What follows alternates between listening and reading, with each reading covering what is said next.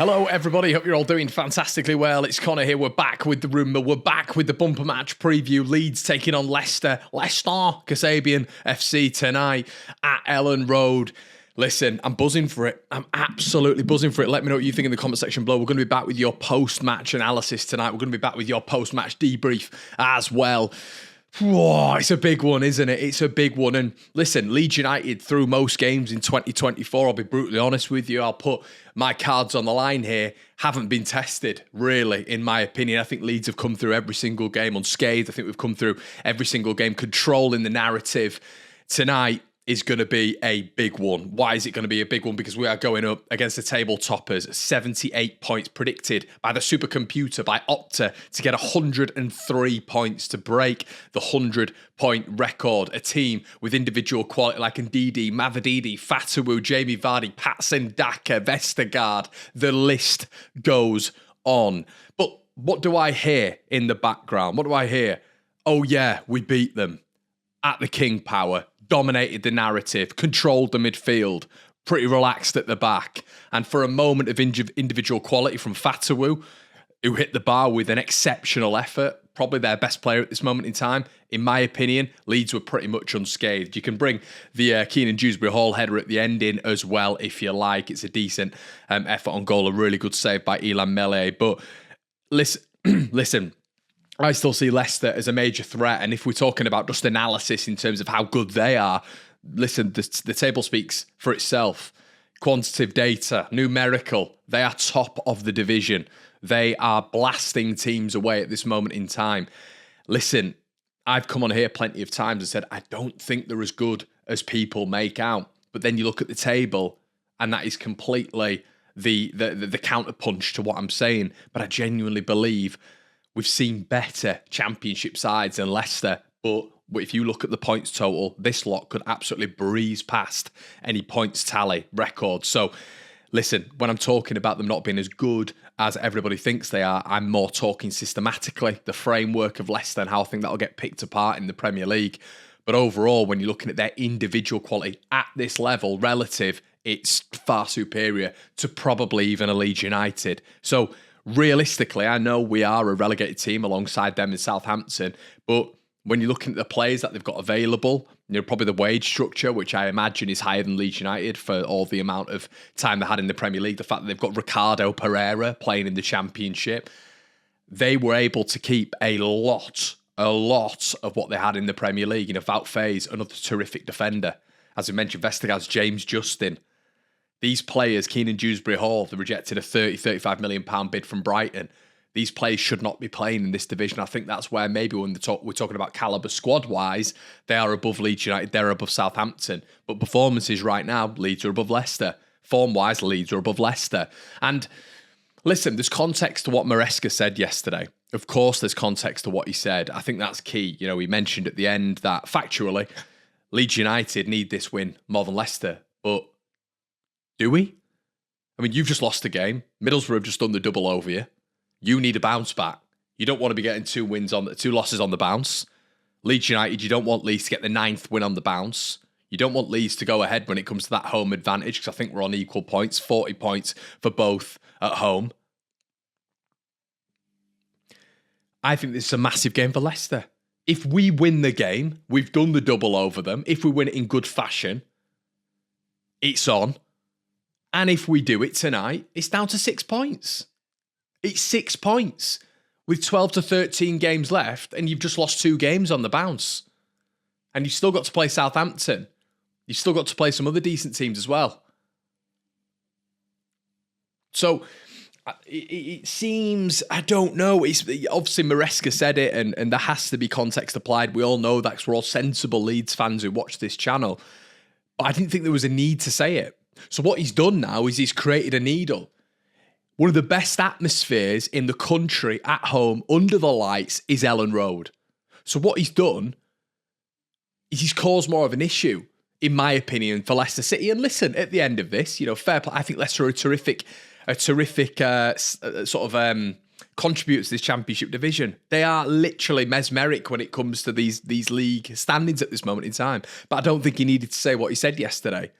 You look at Daniel Farke the day before, compliments. And I remember Maresca after the game when we'd beaten them, and we'd beaten them well at the King Power. In my opinion, we dominated proceedings, and I'm probably the most critical Leeds fan when it comes to our performances. That was one of our performances of the season.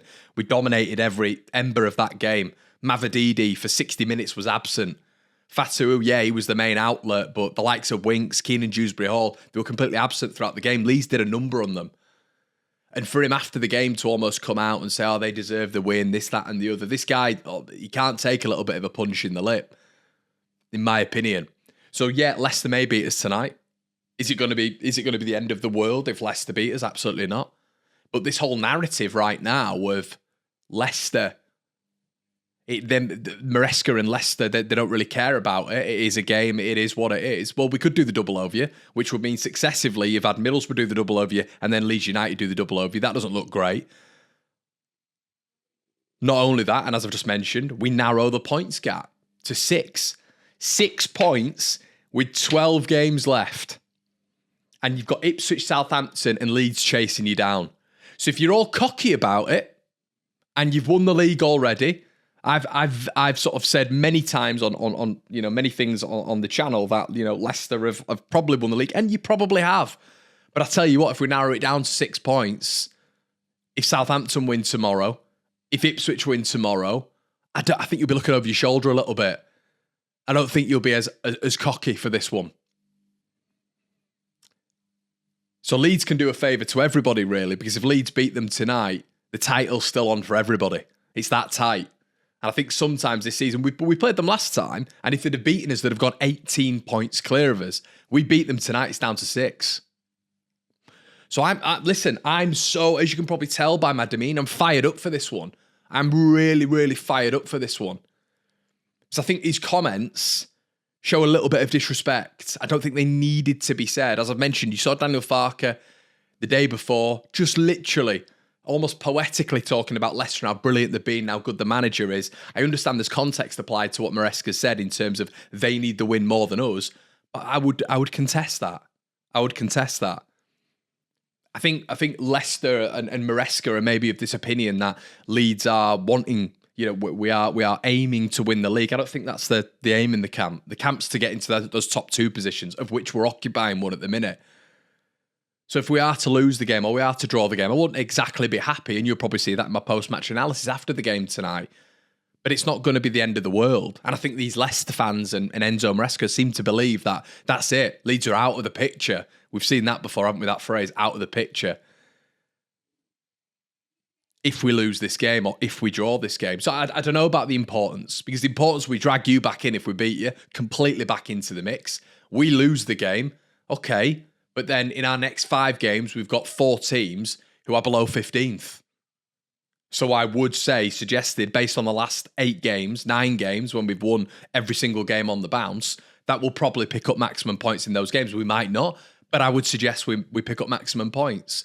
So we're not out of the picture at all. So who is it most important to? Because I'm not here thinking, oh, we have to win tonight. But according to the Leicester side, we have to win tonight. I don't think that's correct at all. It'd be nice if we did. But it is what it is. We've already done you once this season, and your manager doesn't really seem to properly acknowledge that. Doesn't seem to properly acknowledge how good we were on that night with his post-match comments. Interesting. As you can tell, I'm fired up for it. Let me know what you think in the comment section below, everybody. What are you going to go with team selection-wise? I'm going Ilan Mele in it. I'm going Archie Gray at right back. I'm going Joe Rodon, Ethan Ampadu at the back. Left back, I'm going Junior Firpo. It's going to be his first game up against Fatu. I'm a little bit nervous because I think Sam Byram, maybe defensively, in that game against Leicester City was very, very good. I thought it was one of his top performances. I think offensively, he is much better for Leeds United, as we know, so he's got to be a little bit aware defensively as well. That positioning, which we do sometimes criticise Firpo for, he's got to be very, very, very aware. The midfield, hey, we'll see what happens tonight, but Kamara and Ampadu in that game at the King Power, especially Kamara, they couldn't get near to him. Under pressure, was absolutely exemplary, was strong. Leeds bullied their midfield last time. We all heard antics of Harry Winks being the best midfielder in the Championship. Wasn't anywhere near it. Sideways passes, short passes, lateral, barely going forward. and just chirping in the referee's ear for the most of it. So, yeah, Leeds were dominant in that midfield space. It'll be interesting to see how that plans out with Ilya Gruev in there. We're going to lose a little bit of combativeness in that midfield.